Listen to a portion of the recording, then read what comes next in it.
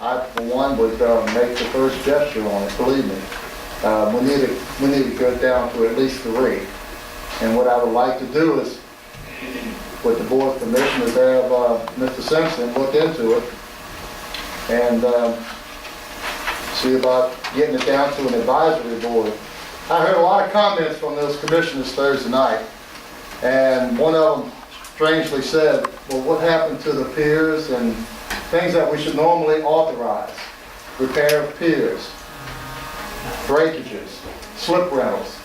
These are the kind of things that they should tend to on behalf of the city. As far as trying to get involved with the delicate business transactions that we have, that we earn the right as elected officials to deal with, I think that should come under our jurisdiction. And like I said, if Mr. Levins hadn't had so much invested in this to begin with, he's so far deep into it now, he can't get out. But he wants to build a bigger restaurant, which is great for the city, because that's going to encourage other businesses to start looking into our city. And I just heard a lot of remarks at the other night that I was really disappointed. So I'm asking, and I'm going to tell you this honestly, except for Mr. Marks. Mr. Marks was very, very, very good. I talked to my board commissioner frequently, and I also trust his judgment. I would be opposed to going to a board of 3 to make decisions for the entire city. I'm not sure, after recent board appointments, that I would even like it to see it go to 5 appointees. So I'm not going to be so ready to give up my appointee on that board at this point. Yeah. I agree with that, but while tempers may have gotten out of hand at the Port Commission meeting, I appreciate the fact that they were given a letter and asked for some concessions. I appreciate the fact that they didn't jump and take action in 30 minutes and try to resolve it. I'm grateful to the fact that they took the time and they agreed to quickly meet so as to not delay and to try to help the tenant move forward.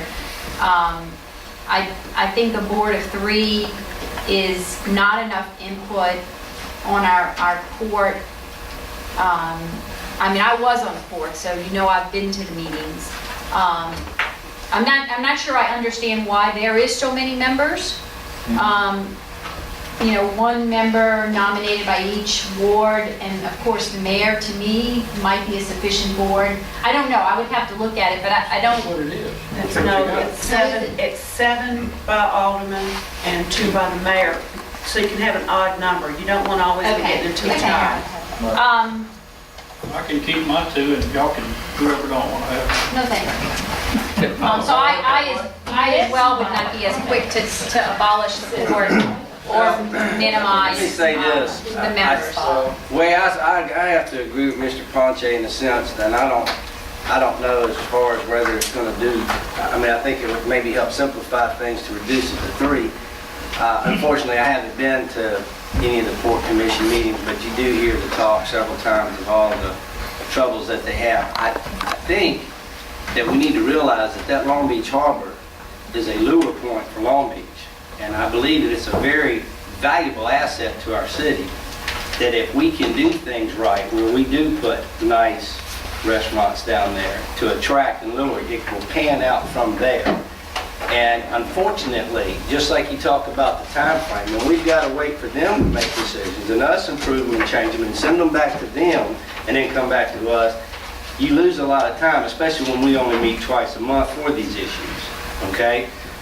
These are all people, and I thank them very kindly because they're volunteers. They're not paid to make these decisions for the city, whereas we are. I think that if we did have a way that we could bypass that and us deal with it directly, I think that it would be more advantageous for the city as a whole, period. Not taking anything away from the people who are doing and giving their time, but this is what we have to look at on a regular basis, whereas they're not, and we're held responsible because we're being paid a fee for it. Not much of one, but we're being paid a fee for it. I think that we really need to take a hard look at this for our future, because I think it's going to reduce the amount of bickering and undecisions being made between the two. I think that we can also generate a lot more money, revenue for the city out of that harbor versus than just the port dealing with it. I think that that's a very valuable asset to us down there, and I think it's something we need to look at hard to think about maybe taking over that area. I mean, you're already doing a lot of the books and things like that on it, so I really think it's something we need to start taking into consideration. The more you get involved, the more headaches it is, period. I mean, we know we try to look at things from every angle we can when we're up here. So that's something I seriously want us to take into consideration as far as that harbor and us taking over it. I mean, that's just bottom line. I think it's going to be beneficial to the city. Well, as an elected official, people judge us every day. They don't know who those other 9 people are up there. They don't. They're not going to be accountable. We're accountable.